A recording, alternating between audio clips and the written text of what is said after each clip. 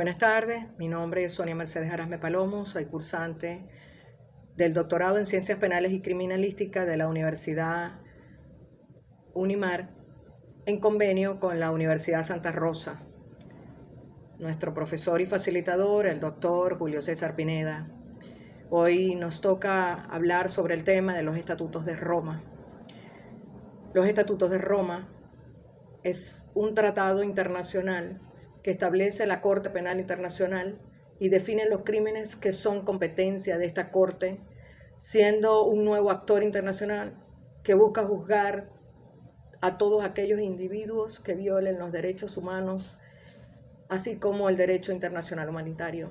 Entre los antecedentes tenemos la creación del Código de Lieber.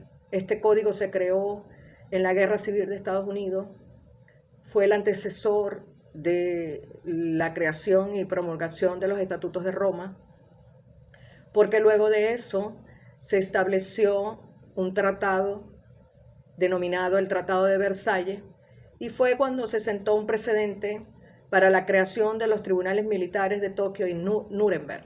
Asimismo, tenemos que en la Segunda Guerra Mundial, la Organización de las Naciones Unidas consideró que era importante crear un código de crímenes de guerra.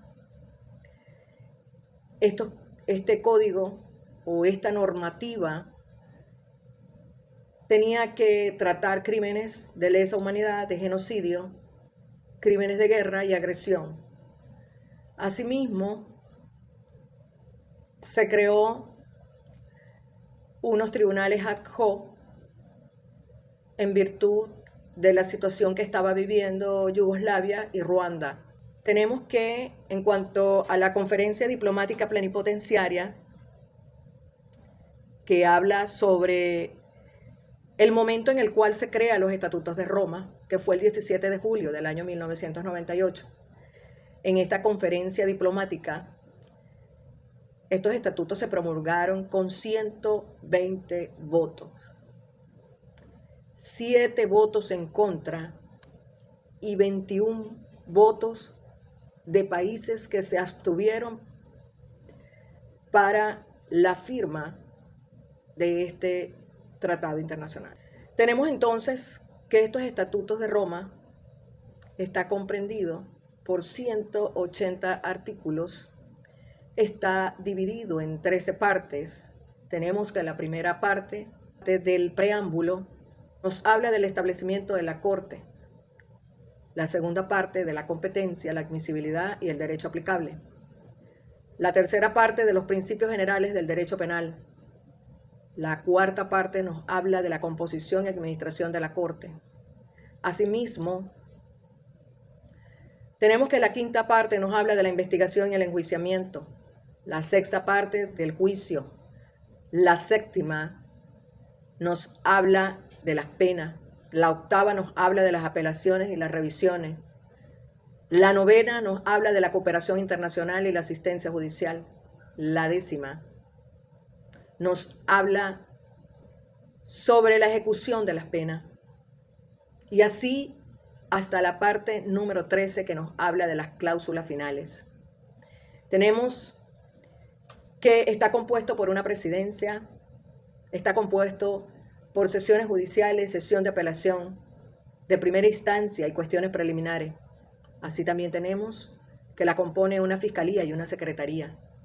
Tenemos que este estatuto, cuando nos habla de la inadmisibilidad de algún asunto, tienen que darse varios eventos, entre ellos, cuando se esté investigando o el proceso se esté celebrando en el Estado que tiene jurisdicción. Asimismo, cuando el asunto haya sido investigado por el Estado. Y como tercer punto, nos habla cuando una persona haya sido enjuiciado o no revista de tal gravedad. Tenemos también que es importante la cooperación y la obligación que tienen los estados en cuanto a las decisiones y a todas las solicitudes que le haga la Corte Penal Internacional. Situación esta que encontramos en la parte número 9 de estos estatutos. Hablamos también sobre el tema de los paraísos o infiernos judiciales, la jurisdicción de los estados implica una pluralidad de penas a aplicar y se plantea un problema en cuanto a la jurisdicción de la Corte Penal Internacional, porque la jurisdicción taxativa sobre los 4 crímenes previstos trae consigo problema que otros graves crímenes no puedan ser sancionados por la Corte Penal Internacional. Es importante mencionar en cuanto al objetivo del derecho penal internacional. Es regular todos los hechos que tienen un impacto internacional y está sujeto al poder punitivo. Es necesario que cuando no exista en un país no se vulneren los derechos humanos, podamos a través de la Corte Penal Internacional ver esa justicia que es necesaria para los seres humanos. Por eso vamos a hablar sobre el tema de Venezuela. El tema de Venezuela es un tema bien delicado en virtud de que, primeramente, la aplicación de los estatutos de Roma es vital en nuestra nación. Y para hablar sobre la implementación en Venezuela de los estatutos, vamos a comenzar diciendo que los estatutos fueron firmados por Venezuela el 14 de octubre del año 1998, pero la implementación de estos estatutos no ha sido sencilla. No se realizaron reformas constitucionales para hacer compatible el texto con el estatuto. No se hicieron reformas concretas a la Constitución. El Estatuto de Roma de la Corte Penal Internacional, al ser un tratado que genera mecanismos de protección de derechos humanos, tiene rango constitucional, y eso lo encontramos en el artículo 23 de nuestra Constitución.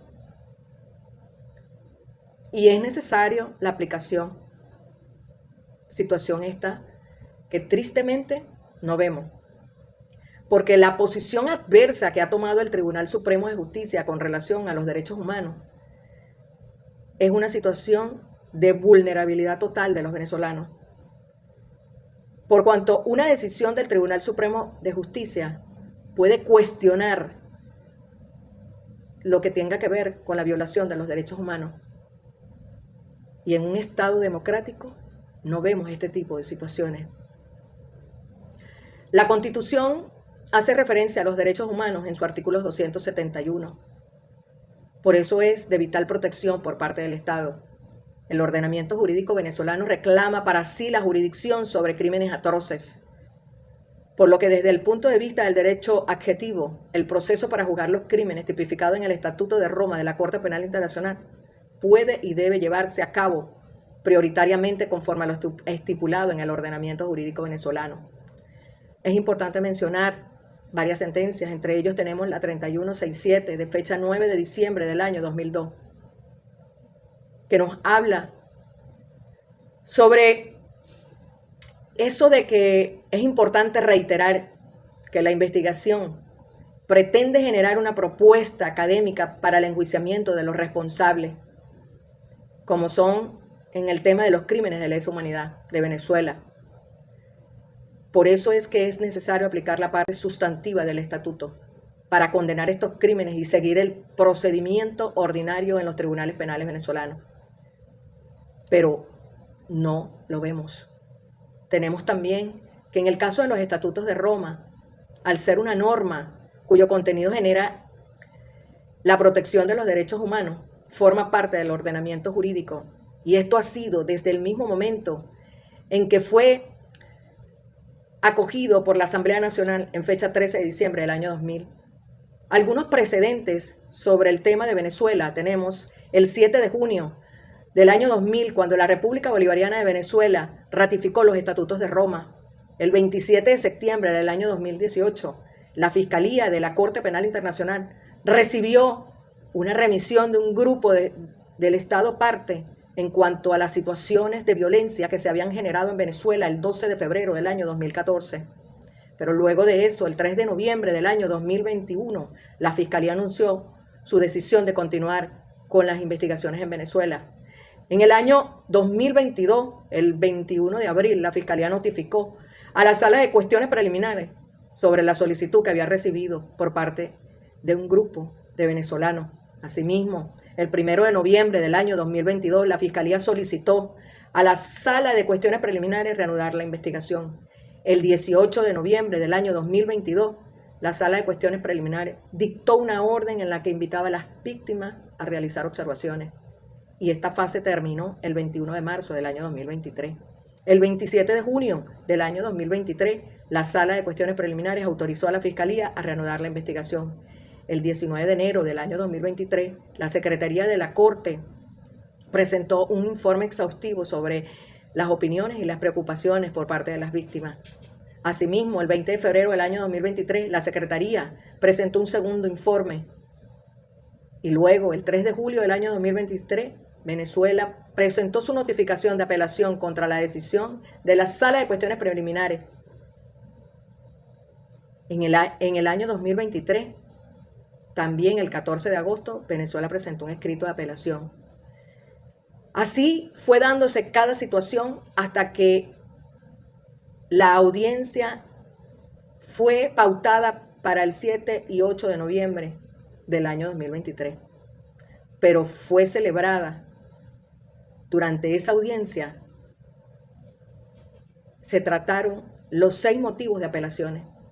Es importante que Venezuela sea reivindicada en cuanto a las situaciones que se han presentado, que se continúen todas las investigaciones posibles.